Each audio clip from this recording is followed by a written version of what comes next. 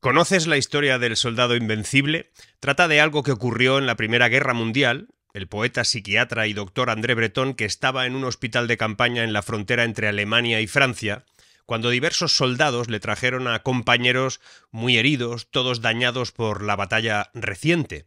Entre ellos había uno que no tenía un solo rasguño, y los soldados decían que este era el que estaba peor. El doctor se sorprendió y les dijo que no, que estaban mucho más graves los que tenían heridas de guerra. La cuestión es que todos aquellos soldados le explicaron que hacía apenas unas horas ese soldado estaba en una trinchera, cuando de repente explotaron un montón de bombas, morteros y lo que fuera, lo de una guerra. La cuestión es que murieron todos sus compañeros en esa trinchera, y él, con el sentimiento de culpa que se produce cuando eres el único que sobrevive, pues salió de esa trinchera dirección hacia el enemigo, y esperaba que de algún modo lo mataran. Ninguna bala le alcanzó, y cayó desmayado. Los soldados que lo recogieron, a él, los cadáveres y los heridos, comprobaron que este soldado decía que como no le había pasado nada, en realidad esa guerra no existía. Por eso ahora lo más importante es darse cuenta de lo que está sucediendo, porque una sociedad incapaz de aceptar el entorno que le ha tocado vivir, sin voluntad de afrontar la situación, desde la necesidad de ponerse en marcha, no asumiendo la realidad y no aceptando lo que otros le cuentan, pues no es más que una sociedad que no podrá afrontar los retos del futuro. Quédate, porque lo que hoy te voy a contar también te interesa.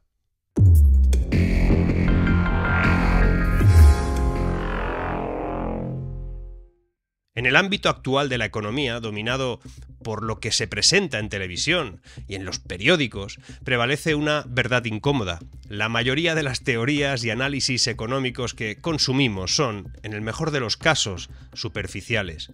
De ahí que no se hable adecuadamente de algo tan importante como el futuro laboral, económico, tecnológico, eso que nos espera, del desafío real que supone.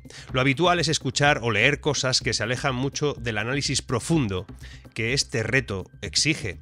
Una generación de máquinas inteligentes, impulsada por rápidos avances en inteligencia artificial y robótica, va probablemente, potencialmente, a reemplazar una gran proporción de trabajos humanos existentes, y que eso no iba a hacer más que acelerarse en la recuperación económica, fue evidente, era una evidencia. La robótica y la inteligencia artificial causarán una doble interrupción laboral muy grave, pues la crisis sanitaria, que empujó en su momento a las empresas a acelerar ese despliegue de nuevas tecnologías para reducir los costos, mejorar la productividad y depender menos de las personas, no ha hecho más que incrementarse.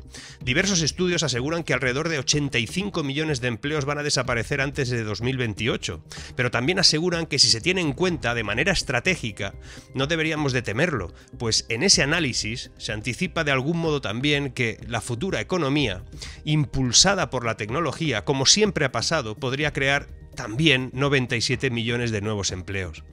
El problema será que falte una previsión estratégica. De hecho, esa implementación correcta de la tecnología no va a ser igual en todas partes, no va a ir igual por todos los barrios. Afectará de diferente manera según los modelos productivos y sobre todo a diferentes países en base a cómo lo hayan previsto. Actualmente el 30% de todas las tareas las realizan máquinas y las personas hacen el resto.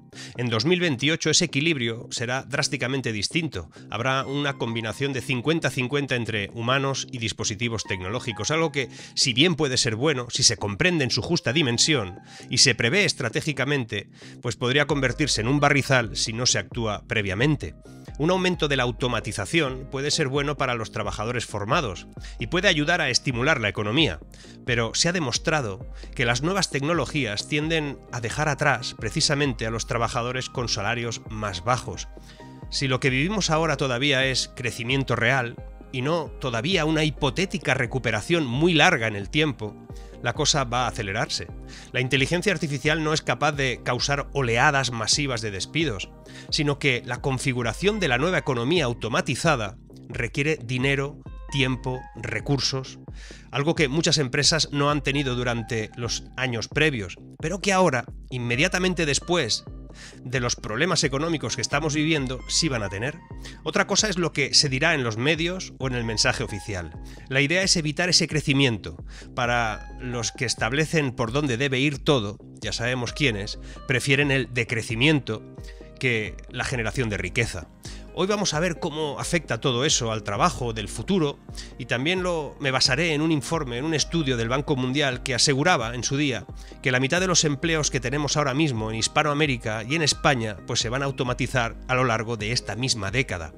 1 de cada 5 empleos tiene una alta probabilidad de ser realizado por un robot y un 30% más tiene una probabilidad significativa de ser ocupado por una máquina de tipo autónomo.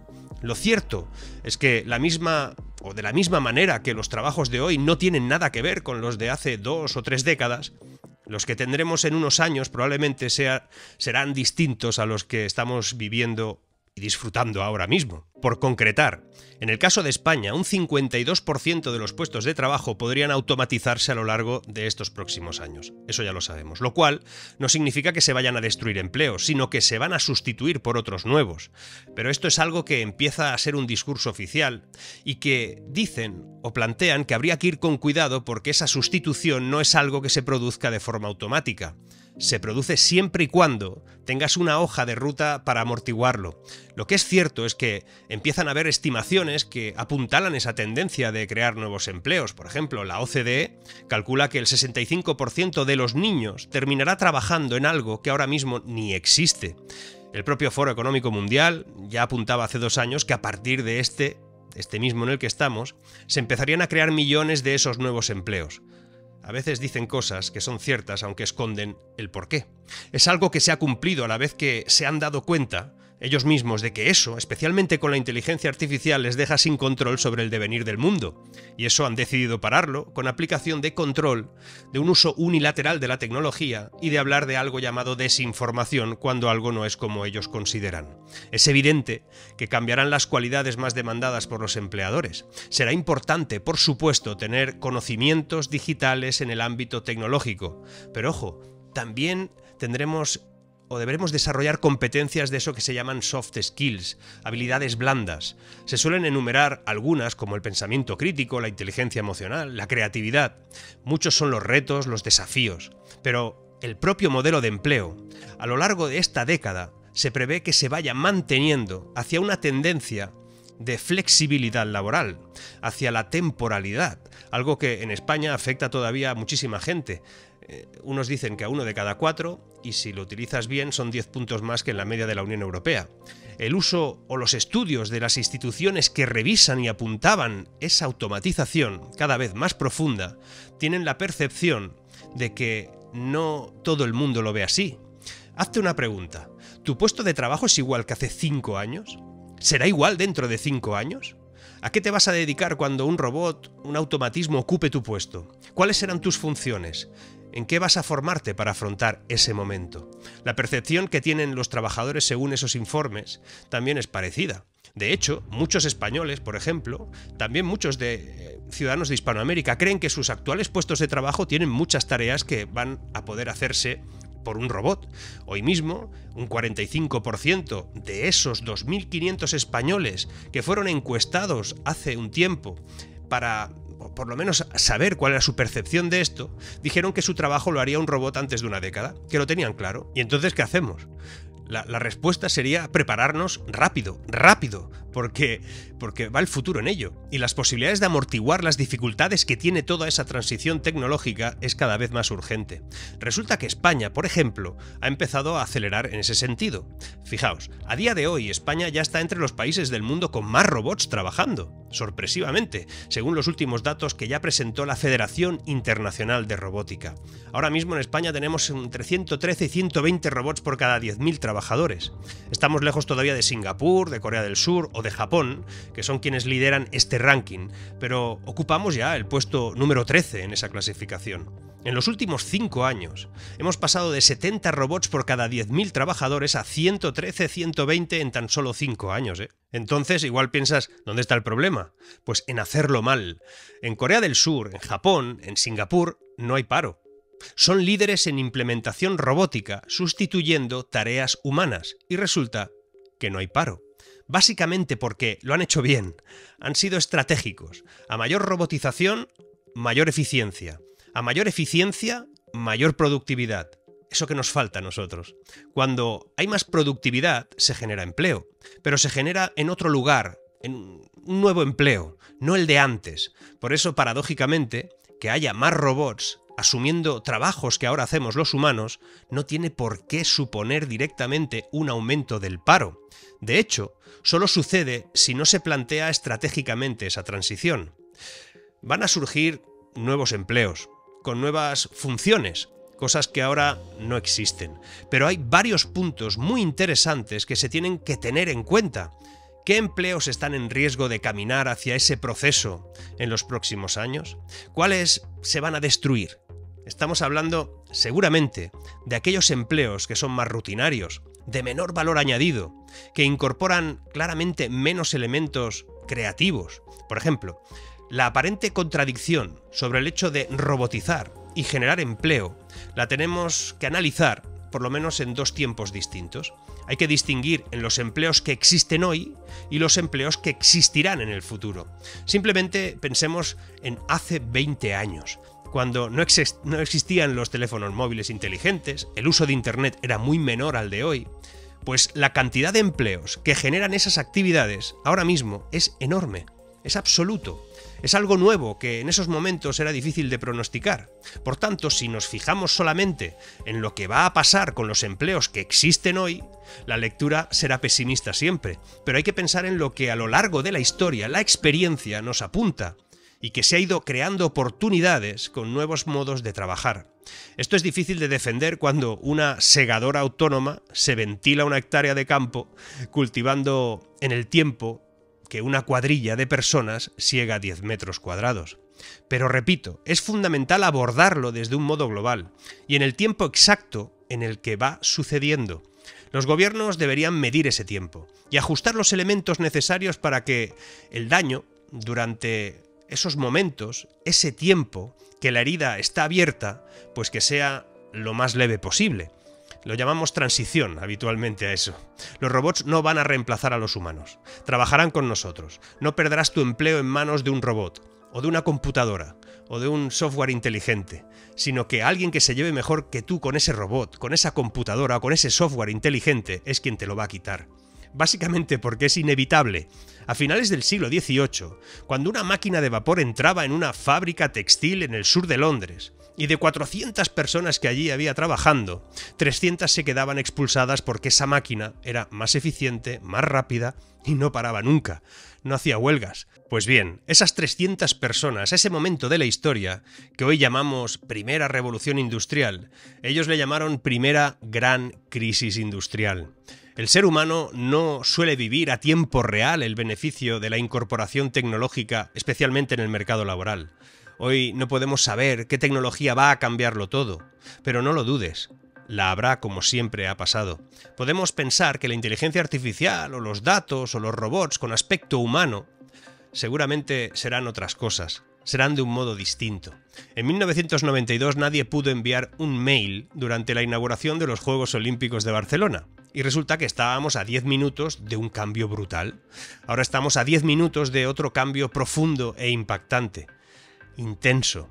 No debemos imaginar qué será. Debemos prepararnos para lo que sea, y eso no lo podemos deducir ahora. Debemos prepararnos para el cambio, sin saber cuál va a ser, para estar listos. El futuro no pide permiso. Esos nuevos empleos que pueden surgir en este proceso están muy vinculados, como te decía, a las soft skills, es decir, a esas habilidades blandas. Hablan en ese informe que te comentaba antes del Banco Mundial, por ejemplo, de las habilidades como la creatividad, la inteligencia emocional, la capacidad de negociación. Pero la pregunta sería, ¿se están preparando ya no tan solo a los trabajadores del futuro, sino también los empleados actuales para adquirir esas capacidades que se requerirán en los nuevos puestos de trabajo dentro de 5 minutos? Sinceramente yo no lo veo.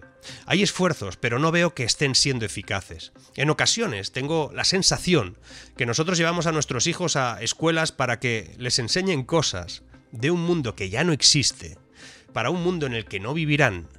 Fijaros en nosotros mismos.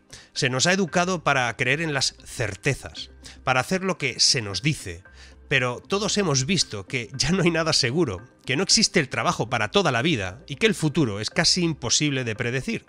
¿En cuántas empresas trabajó tu padre? ¿O tu madre? ¿En cuántas has trabajado tú? Los niños de hoy trabajarán en más de 20 a lo largo de toda su vida. Por ello, deberíamos enseñarles, tal vez, a establecer relaciones entre ellos, a trabajar en equipo, a innovar, a asumir riesgos, a ser ciudadanos globales, algo que tengo serias dudas de que estemos haciéndolo bien. Será necesario también que sean muy buenos comunicadores, porque en la vida del futuro comunicar será algo que los robots nos van a pedir que hagamos los humanos en su nombre. Por eso hay que empezar a enseñar estas cosas desde las escuelas. Y todo esto también afectará y afecta ya al modo empresarial. Lo mismo que con los niños, con los trabajadores. Lo interesante es que tengo una buena noticia, que podría hacernos reaccionar a todos. Resulta que todo este tipo de habilidades se pueden adquirir. No son habilidades innatas, que si no las tienes estás jodido. Pues no, se puede uno entrenar en ellas. Hoy en día las empresas valoran que seamos capaces de hacer el empleo para el que nos están pagando, pero también empiezan a valorar, yo por lo menos lo hago, que la gente sea capaz de hacer el trabajo que será necesario en el futuro. Por eso se pide pensamiento crítico, saber resolver problemas complejos, un conocimiento que es capaz de, por lo menos de averiguar qué es capaz de hacer la tecnología, no de programar, pero sí de comprenderla. Y en España ahora mismo hay un problema que supone un muro importante, pues tenemos una proporción gigantesca de personas sobrecualificadas o infracualificadas para el empleo disponible. No hay match, no hay un punto de conexión que lastra cualquier cambio de modelo productivo y que tensiona seriamente todos los salarios a todo el mundo. A la vez, en España, también 1 de cada 4 jóvenes entre 25 y 29 años no tiene ningún tipo de cualificación profesional. Sus perspectivas laborales son muy complejas y, en paralelo, a la vez, estos conviven con muchos jóvenes sobrecualificados para un trabajo que no está disponible. Al final, ese desajuste que tenemos en España y en Hispanoamérica también, tanto por infracualificación como por sobrecualificación, termina generando tasas de paro juvenil de aurora boreal. Probablemente, en lugar de hablar del empleo robótico del futuro, ¿a qué nos vamos a dedicar cuando los robots lo hagan todo? Estaría bien empezar a modular esa demanda y prepararla para un escenario de oferta futura mucho más concreta y acertada, detallada. El mundo ha cambiado y cambiará mucho más. Los empleos actuales ya no son puestos de trabajo para toda la vida, ni en una misma oficina, ni con los mismos compañeros de siempre. Todo eso ya ha cambiado y va a cambiar más. De hecho, el futuro laboral ya no tiene que ver con una carrera profesional dirigida. Por eso, tal vez, lo que está en juego ahora mismo es el concepto que supone ese acuerdo social al que llamamos empleo. Eso es lo que va a cambiar de verdad. Empieza a proliferar un fenómeno de trabajador autónomo de alta cualificación que desarrolla su trabajo a través de plataformas en las que tiene simultáneamente a varios empleadores. Colabora simultáneamente con varios proyectos, con varias empresas, y de esa manera consigue maximizar sus propios ingresos. Lo que pasa es que ese contexto de mayor flexibilidad también conlleva un mayor riesgo potencial. Pero la inteligencia artificial, la robótica y la tecnología avanzan a un ritmo vertiginoso, mientras muchos miran hacia otro lado. Nos dirigimos a un territorio inexplorado, que se pretende regular sin saber aún en qué consiste realmente, y donde unos países avanzarán, mientras Europa se detendrá. ¿Qué pasará si los políticos de la inercia permanente se equivocan y no podemos encontrar trabajo para los millones de ciudadanos en los países del denominado primer mundo, que van a perder en los próximos 5 años un montón de empleos? Personas que no tienen las habilidades que precisa la cuarta revolución industrial, y menos aún que precisará la quinta revolución industrial. La innovación tecnológica no tiene que detenerse, pero debe ser analizada, prevista y debe ser gestionada para asegurarse que no pasamos de un punto sin retorno en un momento determinado. El problema es la absoluta miopía en la que residen siempre nuestros dirigentes, en esa endogamia casi obscena en la que se mueven a diario y que vive a años luz de la problemática real e inminente. No sé si es por falta de preparación, de conocimiento, o simplemente es por mala fe o por querer el decrecimiento. Pero lo lamentable es que el futuro precisa de liderazgo, no solo de voluntad. Toca pedirles que se pongan las pilas y el resto de nosotros irnos preparando en todos los sentidos. La oportunidad de entrar en un mundo mucho mejor está ante nuestras narices. Desperdiciar esa oportunidad sería una pena. Seguimos.